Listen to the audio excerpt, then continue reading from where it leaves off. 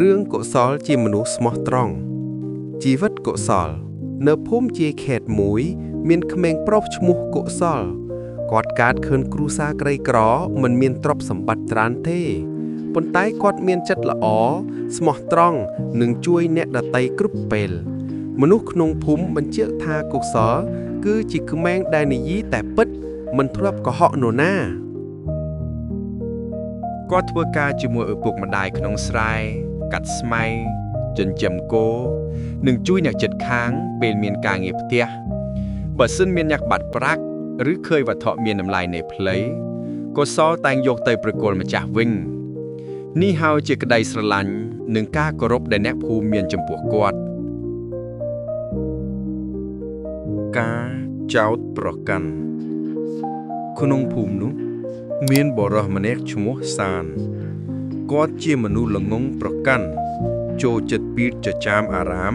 និងប្រែកម្លាំងមនុស្សភូមិហៅថាការចោទប្រកាន់ព្រោះគាត់ពូកែទាញចោទតែងតែឆ្លោះជាមួយអ្នកដទៃសានមិនសូវចូលចិត្តកុសលទេគាត់គិតថាកុសលស្មោះត្រង់ពេកគឺជាការបង្ហាញថាចង់ឲ្យមនុស្សផ្សេងស្រឡាញ់ហើយវាធ្វើឲ្យគាត់ស្អប់រតិកាចោទប្រកាន់ថ្ងៃមួយនៅក្នុងភូមិមានអ្នកបាត់ប្រាក់មួយចំនួនធំសានក៏លើកដៃចោទកុសលថាជាមនុស្សលួចគាត់និយាយខាងមុខមនុស្សជាច្រើនមិនចាំបាច់សង្ស័យអីទេមនុស្សដែលក្រីក្រដូចកុសលនេះហើយជាអ្នកលួចប្រាក់កុសលភ័យប៉ុន្តែមិនតន់សម្លឹងទៅឯណាគាត់ស្រីតបថាខ្ញុំមិនបានលួចទេខ្ញុំស្មោះត្រង់សូមពិនិត្យមើលគាត់ឲ្យមនុស្សភូមិពិនិត្យកាបូបនឹងផ្ទះគាត់តែសាននៅតែប្រកាន់មិនព្រមជឿមនុស្សខ្លះចាប់ផ្ដើមសង្ស័យទោះគ្មានភស្តុតាងកុសលត្រូវប្រឈមមុខកុសលត្រូវបាត់បង់កិត្តិយសមនុស្សខ្លះមិននិយាយសប្បាយជាមួយគាត់ដូចមុនទេពេលទៅទីផ្សារគាត់តែងបានឮសូរបញ្ចេញមតិពីក្រោយអូក្មេងលួយប្រាក់កុសលស្រក់ទឹកភ្នែកតែគាត់និយាយជាមួយឪពុកម្ដាយថា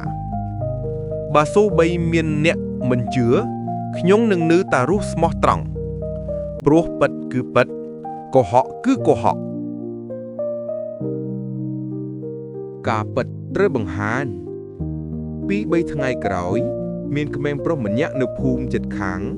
ត្រូវបានចាប់ពេលកំពុងចាយប្រាក់ដែលលួចមកគាត់សារភាពថាជាអ្នកយកប្រាក់ទៅពិតអ្នកភូមិមានការសោកស្ដាយជាខ្លាំងដែលបានជួយសានចោទប្រកាន់កុសលហើយមនុស្សទាំងអស់ចាប់ផ្ដើមយល់ថាកុសលគ្មានទោសពួកគេចូលមកសុំទោសហើយសរសើរគាត់ថាមានចិត្តអស់សង្ឃឹមមិនខ្លាយទៅជាមនុស្សអាក្រក់បន្តរបួសនៅក្នុងចិត្តទោះអ្នកភូមិសំទោសក៏ដោយការចោទប្រកាន់ដែលការចោទប្រកាន់បានធ្វើបានប៉ះពាល់ដល់ចិត្តកុសលយ៉ាងខ្លាំងគាត់ប្រាប់មិត្តថាមនុស្សអាចយកភាពស្មោះត្រង់របស់អ្នកទៅប្រើប្រាស់ចោទប្រកាន់ប៉ុន្តែចិត្តស្មោះត្រង់ពិតប្រាកដមិនអាចបំផ្លាញបានខ្ញុំនឹងបន្តជាមនុស្សស្មោះត្រង់ទោះមនុស្សខ្លះមិនយល់ក៏ដោយសានក៏បានអន់ចិត្តពេលអ្នកភូមិគេចាំថាគាត់ជាមនុស្សការចោទប្រកាន់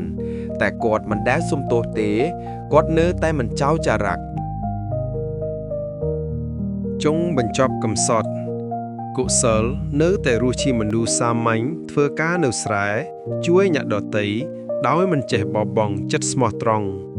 តែគាត់មិនដែលភ្លេចពេលដែលជីវិតគាត់ត្រូវខូចឈ្មោះដោយសារតែការចោទប្រកាន់មិនមានមូលហេតុ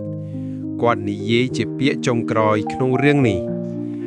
ជីវិតមនុស្សអាចបាត់បង់ទ្រព្យប៉ុន្តែមិនគួរបាត់បង់ភាពស្មោះត្រង់ស្មោះត្រង់ជាគ្រឿងអលង្ការដ៏ល្អបំផុតក្នុងជីវិត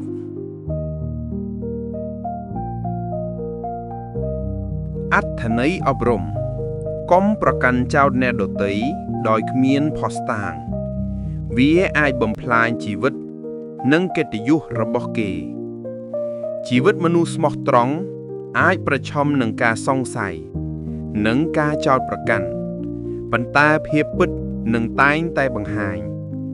ស្មោះត្រង់គឺជាគុណធម៌ដ៏អស្ចារ្យដែលគួររក្សាទោះក្នុងពេលលំបាកក៏ដោយ បងអូនយូរយ៉ាងណាដែរចំពោះរឿងនេះ comment ខាងក្រោមវីដេអូនេះម្នាក់មួយផង admin ចង់ដឹងបើពេញចិត្តជួយ subscribe ម្នាក់មួយផងកុំតង់ទៅណានៅមានមួយរឿងទៀត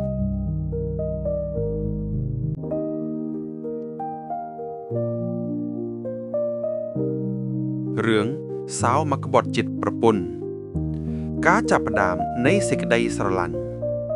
សៅម៉ាជាបុរសវ័យកណ្ដាលរួមនៅភូមិជាយក្រុងគាត់មានប្រពន្ធឈ្មោះសុភីបស្រស់ស្អាតណាស់មានចិត្តសប្បុរសនិងគាំទ្រប្តីគ្រប់ពេលពួកគេរស់នៅក្នុងផ្ទះតូចប៉ុន្តែពោរពេញដោយស្នេហានិងសេចក្តីសុខសុភីបជាមនុស្សដែលព្រមទ្រាំនឹងការលំបាក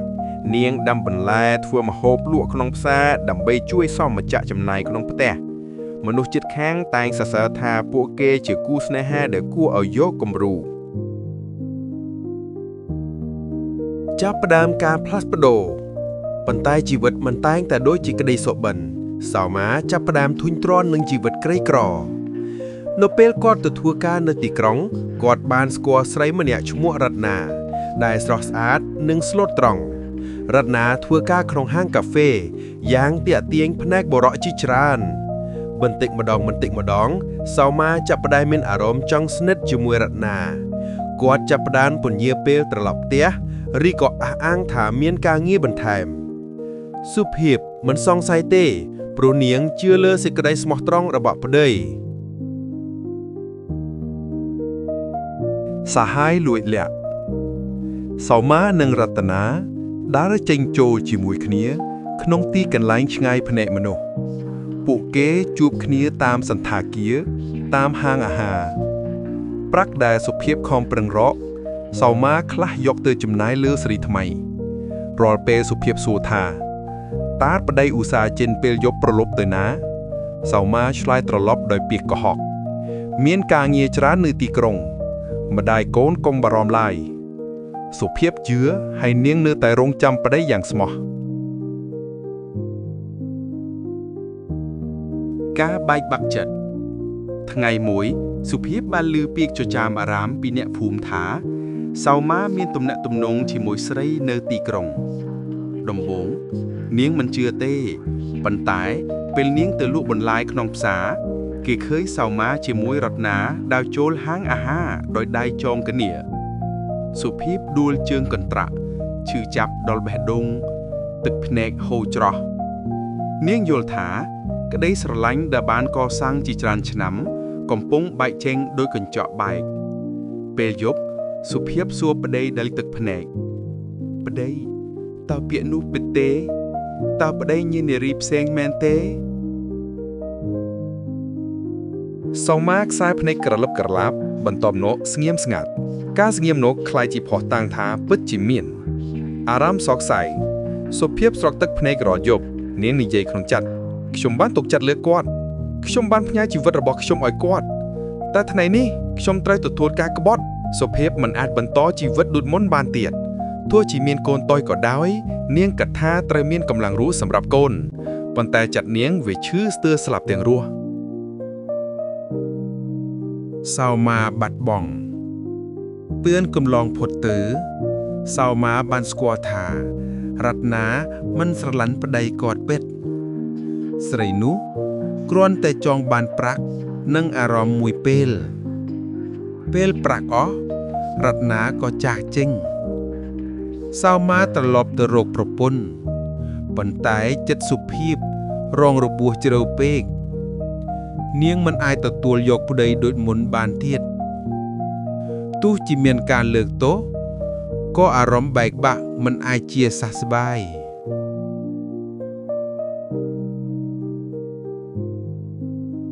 ចុងបញ្ចប់កំសត់សៅម៉ានៅក្នុងផ្ទះយំសោកគាត់និយាយថា